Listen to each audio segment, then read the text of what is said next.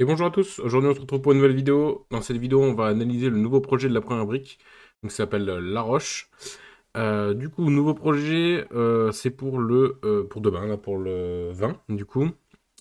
Collecte de 408 000 euros avec 11% d'intérêt sur 20 mois. Après, c'est la durée maximale qu'ils affichent chaque fois. Tant mieux même, c'est le mieux. Comme d'habitude, deux petits disclaimers. Déjà, je suis pas conseiller financier, donc vous pouvez écouter mon analyse, mais ne vous fiez pas à 100% à ça. Allez ouvrir la plaquette vous-même et informez-vous. Prenez le temps de bien lire le projet avant d'investir dedans. Et deuxième chose, n'hésitez pas à utiliser mon code qui se trouve dans la description pour vous inscrire sur la première brique si vous n'êtes pas inscrit. Donc n'hésitez pas à pas l'utiliser. Vous aurez le droit à un petit bonus de parrainage, 2% sur votre premier projet. Allez, ça part. On va partir sur le projet. Alors, c'est un achat de maison qui va être divisé et qui va permettre de créer 9 lots, dont huit d'habitation et un dernier de terrain, du coup, il sera vendu séparément. Euh, le gros point fort, on va dire, de ce projet-là, c'est qu'il y a une grosse partie déjà de pré-commercialisation, mais il y a des points faibles, vous allez voir, on va regarder ça ensemble. Déjà, on va aller voir un petit peu le lieu, si j'y arrive. Hop, hop, voilà. Alors, c'est ton 79 rue Pierre Oliveau. C'est en Vendée, si je dis pas de bêtises. Attendez, excusez-moi. En Vendée, c'est La Roche-sur-Yon. Voilà. Donc, c'est en Vendée, exactement. Donc, c'est le 69, c'est juste ici. 79, pardon, c'est juste ici. Donc, c'est cette maison-là. Et pour une vue plus aérienne. Voilà. Hop. On se trouve juste ici. Hop, donc bien, pas, grosse ville, on va dire, à côté, c'est Nantes, et après on a Angers un peu plus loin. Mais voilà, on se trouve juste ici. Hop, on va y retourner vite fait. Et du coup, voilà, le 79. C'est ici, c'est écrit en tout petit, hein, fallait zoomer, regardez sur la boîte aux lettres directement.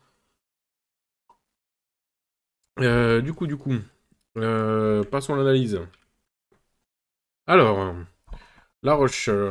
Donc, le projet consiste à l'achat d'une maison d'habitation dans le but de la diviser en 9 lots, 8 appartements et un terrain, ce que je vous ai dit.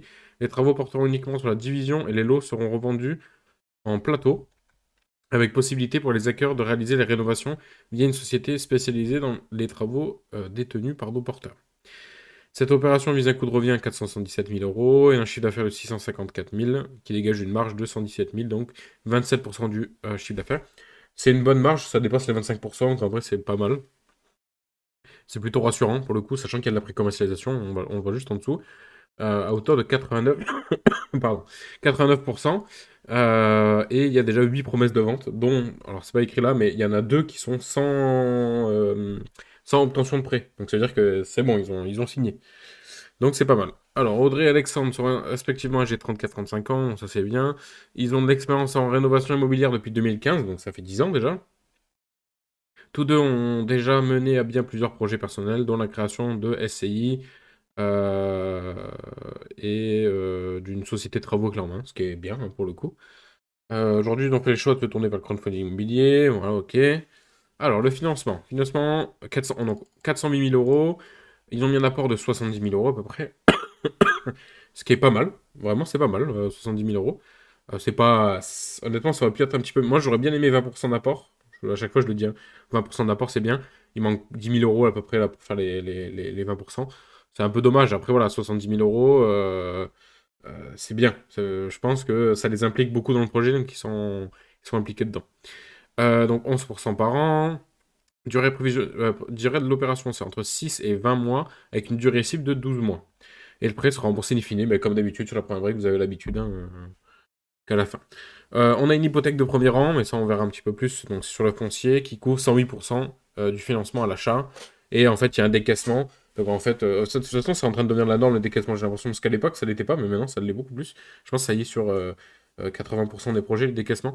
En fait, à chaque fois qu'ils vont faire des travaux, ils devront justifier avec une facture, et du coup, l'argent sera débloqué, mais du montant de la facture, petit à petit. Du coup, ils peuvent pas faire un peu n'importe quoi avec l'argent. Et ça permet en fait, d'augmenter petit à petit la valeur du bien, parce qu'à chaque fois qu'il y aura des travaux et compagnie, ben, ça va augmenter la valeur, quoi. Synthèse, bon, c'est un peu dommage comme d'habitude qu'il y ait la synthèse au début, mais c'est comme ça. Pré-commercialisation 99%, donc ça c'est bien. Voilà, donc 200 conditions de prêt, voilà, exactement ça. Marge de 27% du chiffre d'affaires après financement. Ça, c'est pas mal aussi. Plus de 25%, en fait, pour moi, c'est pas mal, hein.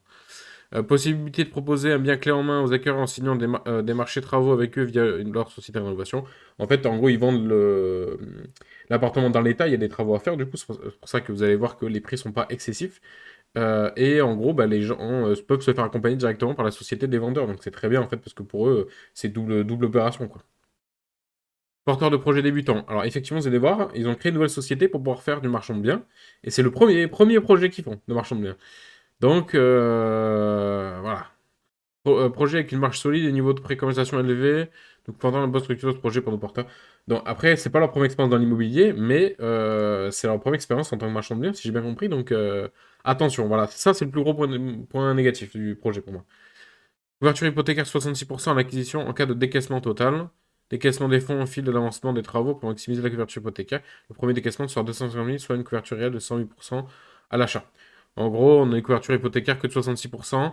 En gros, si jamais on... En gros, imaginons on fait les travaux, mais ça prend pas de valeur, et en gros, bah, si on enlève le décaissement, on n'a que 66% en fait. On couvre que 66% de l'actif. Voilà. Ça c'est bien, on est content. Alors, les visuels, donc là on a le bien en état actuel. Bon, c'est pas horrible, mais c'est vrai que c'est pas non plus, voilà, quoi, c'est pas le plus beau logement, mais d'un autre côté, c'est pas dans un si mauvais état que ça. C'est pour ça que je comprends que l'enveloppe de travaux est pas si énorme que ça par rapport au prix du bien, quoi. Parce qu'on fait quand même, on remanie tout, hein.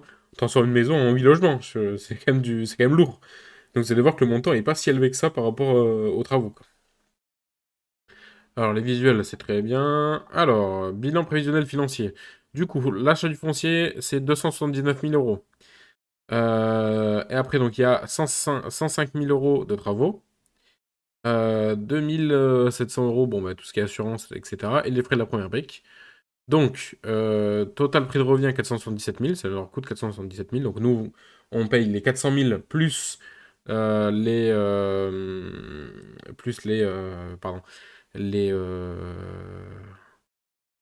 Non, non, bah, je sais pas pourquoi je me suis emmêlé. Donc, nous, on paye 400 000 et eux, avec leur rapport, ils complètent le reste. Donc, nous, on paye déjà tout d'avance. Donc, même nos propres frais à terme. Et après, du coup, au moment de la revente, on récupérera notre argent de base, ce qui est quand même relativement logique. Donc, et c'est ce que je disais, du coup, en gros, on a 279 000 de foncier, mais sur les 400 000 euros qu'on prête, il y a 250 000 euros qui couvrent le reste, en fait. Et du coup, ça s'est décaissé rapidement pour couvrir le reste. Du coup, c'est ce qu'on disait, si on enlève le décaissement, eh ben, en fait, on n'est pas du tout à 100% d'hypothèque de premier rang. On n'est qu'à 66%, je crois que c'était marqué. Donc, attention à ça.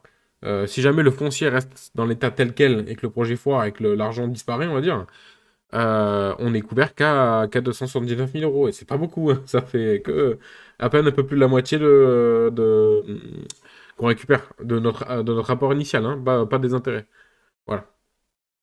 Du coup, avançons. Une 4, ça, ok, on l'a déjà vu, avec un prix bien maîtrisé, ok, frais de notaire inclus, en 58% du coût de revient, ok. Ressorti, ok, bon, ça on l'a déjà vu. Travaux. Ils ont mis une enveloppe. Ah, regardez, 10%. Ils ont mis 10% de côté cette fois. À chaque fois, je râle parce qu'il y a que 5%. Là, ils ont mis 10%. Là, ça, c'est un point fort pour moi, tu vois. Là, c'est vraiment. Ils ont mis de côté et ils se sont dit, ok, on va assurer le projet quand même. Ça, c'est bien. Ça, j'aime beaucoup. Euh... Une autorisation d'urbanisme est nécessaire. Le porteur de projet ont donc déposé une déclaration préalable le 1er août. C'est obtenu le 1er octobre et a été purgé le 2 janvier. Parfait. Ok, ils viennent à peine d'obtenir la purge en fait, hein. Globalement, au début du mois, ils l'ont eu. Donc du coup, l'urbanisme, c'est bon, c'est réglé. Pas de problème. Commercialisation, 89%. Les premières demandes concernant le dernier lot à la vente. Le terrain fait actuellement l'objet d'une négociation auprès de deux potentiels acquéreurs ayant manifesté leur intérêt. Parfait. Il reste qu'un lot à vendre, de ce que j'ai compris du coup. Bah oui, c'est ça. Il y a 8 lots sur 9, donc c'est ça, exactement. Il reste que le terrain. Et il y a déjà deux acquéreurs potentiels dessus. En fait, déjà, dites-vous qu'on a tous les T2, donc c'est que des T2 du coup. Tous les T2 sont déjà réservés. On va dire que le risque est minime quand même. Après, attention, hein, sur les 8 promesses de vente, il n'y en a que 2 qui ont des promesses sans condition suspensive, c'est-à-dire sans condition d'avoir le prêt. Et il y en a que deux. Les autres, s'ils n'ont pas leur prêt, ils n'auront pas leur appartement. Mais bon, ça sent quand même bon, quoi, on va pas se mentir. S'il y en a un ou deux qui foirent, je pense que vu comment dire, vu la facilité dont ils ont eu pour avoir tout, je me dis que bon, ça devrait pas être très difficile de trouver d'autres personnes après. L'étude de marché, donc prix de sortie du projet 2400 euros du mètre, prix moyen du marché 2500. Voilà, on est dans le prix moyen. Ce qui est peut-être un peu élevé par rapport au fait qu'il y a des travaux à faire quand même. Mais bon, ils ont trouvé à cœur. En fait, là, on regarde un truc, mais en fait, ils ont déjà trouvé à cœur dans l'idée. Donc en vrai, on est pas mal quand même, hein. Et là, on a l'appareil pour l'étude de terrain, 171 mètres carrés, 153. Après, ça doit être difficile de faire une bonne évaluation de terrain comme ça, parce que ça dépend vraiment du lieu, en fait, hein. Parce que le terrain, d'un endroit à l'autre, ça peut vraiment à mort changer par rapport au prix au mètre carré. Ça peut changer, c'est vrai. C'est sûr que si on passe d'une villa à un immeuble, c'est pas pareil. Mais là, sur un terrain, on est quand même sur quelque chose de sensible. C'est vraiment le lieu qui fait tout changer, quoi. Ok, donc ça c'est bon, c'est bon, c'est bon, c'est bon. Ok, les porteurs de projet. Audrey et Alexandra. Et Guy, du coup, ils sont mariés. Duo de marchand de biens avec 4 projets de rénovation finalisés à titre professionnel. Ok, donc ils ont quand même fait du marchand de biens, du coup. Ou est-ce qu'ils ont fait. Bon, dans tous les cas, de la rénovation, c'est marchand de biens. Ok, mais ils ont dû le faire en privé, pas en professionnel. Ok, bon, leurs études, c'est bien. Ensemble, ils ont réalisé 4 rénovations en 2023, résidence principale, immeuble de rapport et local commercial. Décidé de créer ensemble la holding. Ok, oui, du coup, ils l'ont fait en privé. Ils ont fait leur résidence principale, un immeuble de rapport et un local commercial. Bon, et j'imagine que. Bon, il doit y avoir autre chose, mais. Parce que du coup, il manque un exemple. Mais. Et là, ils ont décidé de créer ensemble une holding. Et après, du coup, ils ont fait une filiale qui s'appelle AG Immo et c'est ce qu'on va financer ici. Donc, du coup, ce sera la première fois pour un projet de la première brique, mais du coup, on n'a pas d'historique parce qu'il n'y en a pas. La société vient d'être créée en 2025. Donc, autant vous dire qu'elle a maxi 19 jours. Donc, voilà, c'est tout nouveau. Bien évidemment, c'est eux qui détiennent à 100%. Et voilà, bah, du coup, ils commencent par ce projet-là. Ils vont faire. Moi, ce qui me fait un peu peur, mais c'est possible que ce soit par rapport au fait qu'ils aient déjà fait des projets et des crédits en cours, du coup, c'est qu'ils passent pas par la banque pour le faire. Parce que le projet est déjà quasiment 100% commercialisé. Comment dire, ils maîtrisent les travaux, ils ont déjà 10 ans d'expérience dans tout ça. Ils ont déjà fait des projets personnels qui sont très bien passés. Est-ce que c'est bon signe qu'ils passent par la première brique? Je dis pas que c'est la pire, c'est pas bien de passer par la première brique ou par Brix ou quoi pour faire financer ces projets. Je dis juste que souvent, les gens qui utilisent ces plateformes-là, c'est des gens qui ne peuvent plus emprunter à la banque.